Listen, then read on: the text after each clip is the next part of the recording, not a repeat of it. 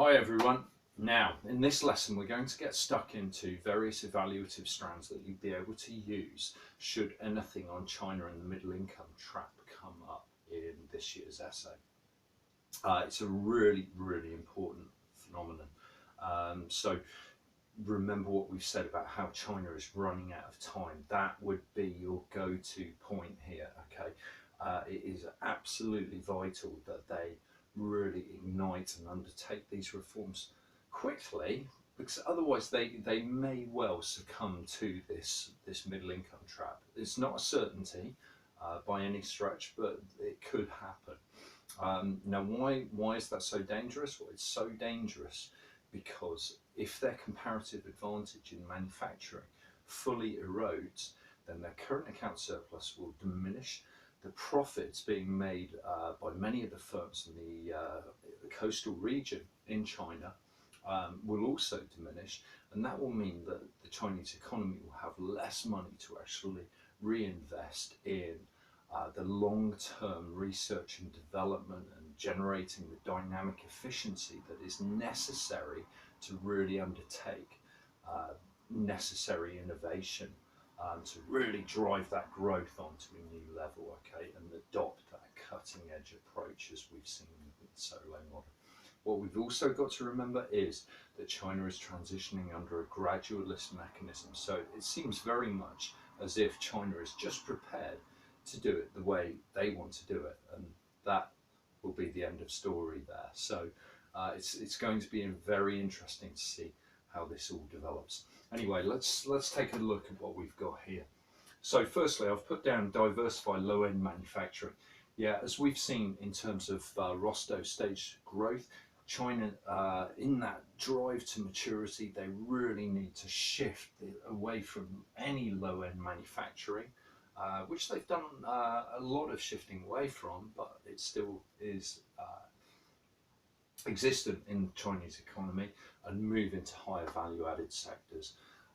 So they are developing and exporting far more sophisticated products and designing and consuming their own goods. So we've mentioned various firms such as Xiaomi and Great Wall Motors, Huawei and so on. Okay, so those sorts of higher end value added goods are really important to China, and they need to continue that trend. Okay, next point.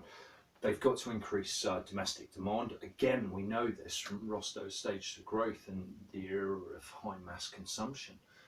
So if you are going to move to high mass consumption, you need consumers that can actually consume goods. So what do you need there? Well, a few things come to mind.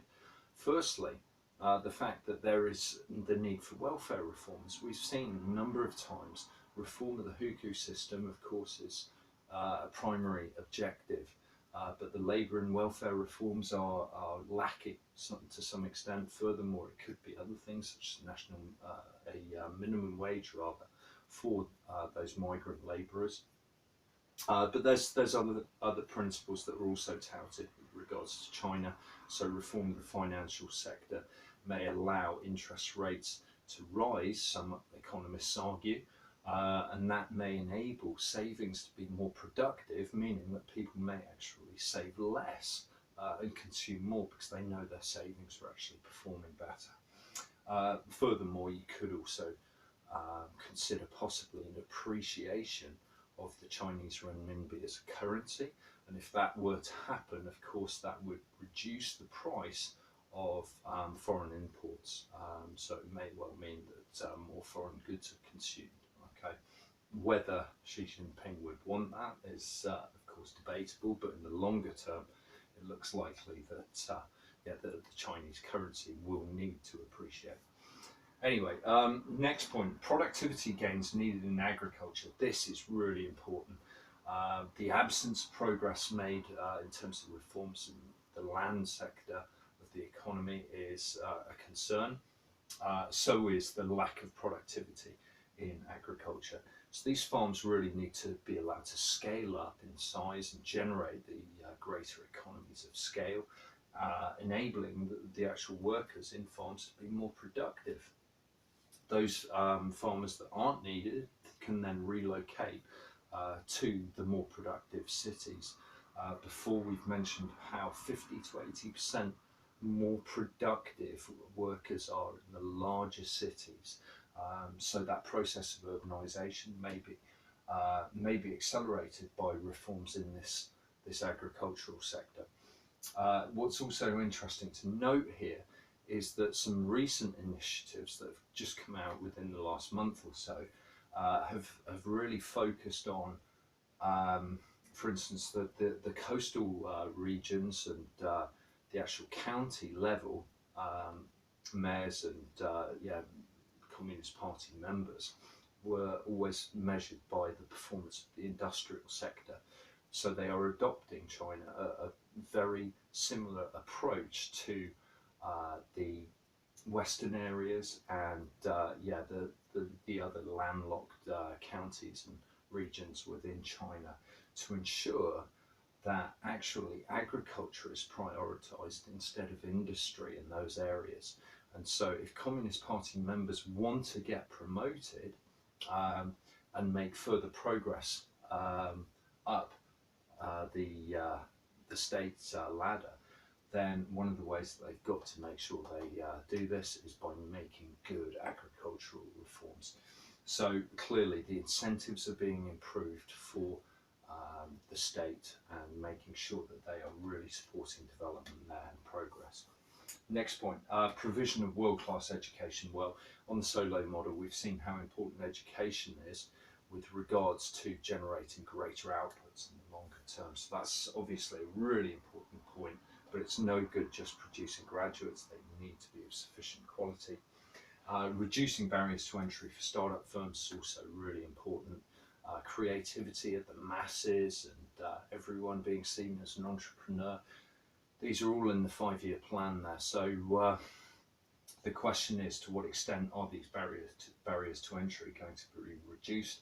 A, for startups, and B, for the foreign firms to actually invest and participate and compete alongside Chinese firms and Chinese SOEs to really sort of drive that dynamism in the competitive markets in China. Okay, and final point is the importance of innovation. We've seen this time and time again. Okay, so innovation enormously important towards driving more intensive growth. Some progress clearly being made here, but of course we've mentioned the lack of progress in IP legislation, intellectual property legislation, and the need for research centres, universities to work at a much closer basis with Chinese firms to ensure that they are driving forward this innovation. So a number of key issues are explored here. For instance, something else we can mention just before we move on is just about the green development and how that's in the 5-year plan, and China sees that as a real business opportunity to sell to the world in terms of renewable energy. So yeah, there it is. You know, this isn't exhaustive at all. There's more and more points that we could have included in here, but I wanted to keep that quite short, quite sharp. Have a look back over the 5-year plan, economic reforms. That will give you some ideas in terms of how China sees themselves avoiding this trap. Okay, but time is of the essence. Thanks, guys.